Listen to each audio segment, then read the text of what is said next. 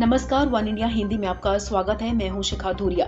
बीते हफ्ते American capital building की हिंसा में राष्ट्रपति डोनाल्ड ट्रंप को जिम्मेदार मानते हुए पार्टी ने अमेरिकी संसद में उनके खिलाफ 2 महाभियोग प्रस्ताव पेश किए हैं। गौरतलब है कि ट्रंप समर्थकों ने 6 जनवरी को अमेरिकी संसद में घुसकर तोड़फोड़ और हिंसा की, जिसमें एक पुलिस वाले समेत 5 लोगों की मौत हो गई।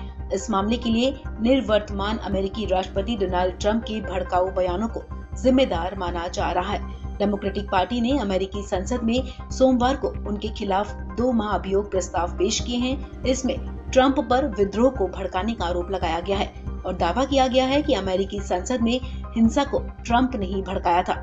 आपको बता दें, इन प्रस्तावों पर बुधवार को वोटिंग होनी है। CNN की एक रिपोर्ट के मुताबिक सीनेट की स्पीकर नैन्सी पेलोसी सहित उनकी डेमोक्रेटिक पार्टी के कई दूसरे नेता राष्ट्रपति ट्रंप को इससे पहले व्हाइट हाउस से बाहर करना चाहते हैं। राष्ट्रपति ट्रंप को सत्ता से हटाने का एक तरीका महाअभियोग का इस्तेमाल है, जिस पर सीनेट की स्पीकर नैन्सी पेलोसी का जोर ज्यादा है।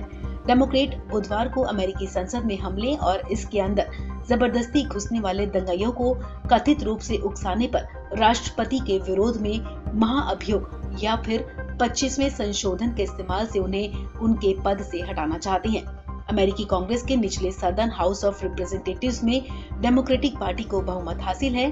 पार्टी के सदस्य इसी पर काम कर रहे हैं। जो 2 महाभियोग प्रस्ताव पेश किए गए हैं, उनमें से एक डेमोक्रेटिक पार्टी की सदस्य इल्हान उमर की तरफ से तैयार किया गया है, जबकि दूसरा डेमोक्रेट जेमी रस्किन ने तैयार किया है।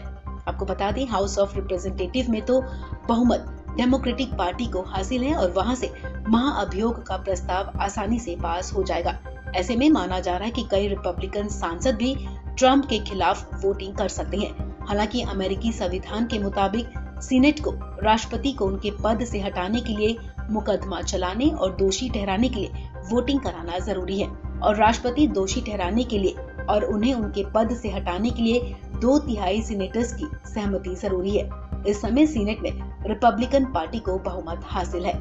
राष्ट्रपति ट्रंप के सहयोगी और रिपब्लिकन पार्टी के अहम नेता सेनेटर लिंडसे ग्राहम ने राष्ट्रपति से नाता तोड़ लिया है, लेकिन बावजूद इसके उनका कहना है कि वो उन्हें पद से हटाने का समर्थन नहीं करेंगे। आपको बता दें, साल 2012 में राष्ट्रपति चुनाव के हारे उम्मीदवार सेनेटर मिट रोमनी पिछली बार रिपब्लिकन पार्टी के ऐसे अकेले सदस्य थे जिन्होंने ट्रंप के खिलाफ वोट दिया था, लेकिन इस बार उनका कहना है कि महाभियोग से कोई फायदा नहीं क्योंकि समय बहुत कम है।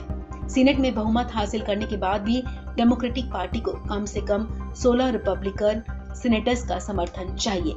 माना जा रहा है कि स्पीकर नैन्सी पेलोसी और उपराष्ट्रपति माइक पेंस 25वें संशोधन का इस्तेमाल कर ट्रंप को 20 जनवरी से पहले उन्हें उनके पद से हटा सकती हैं। स्पीकर पेलोसी और सीनेट और डेमोक्रेटिक पार्टी के वरिष्ठ नेता चक शूमर ने उपराष्ट्रपति माइक पेंस और ट्रंप की कैबिनेट से आग्रह किया है कि राष्ट्रपति को विद्रोह के लिए उकसाने के लिए उनके पद से हटाया जाए। ऐसा करने के लिए माइक पेंस को 25वें संशोधन का इस्तेमाल करना होगा। हालांकि इसके लिए उपराष्ट्रपति और कम से कम 8 कैबिनेट सदस्यों की रजामंदी की जरूरत होगी, जो फिलहाल मुश्किल नजर आ रहा है। इस खबर में फिलहाल इतना ही।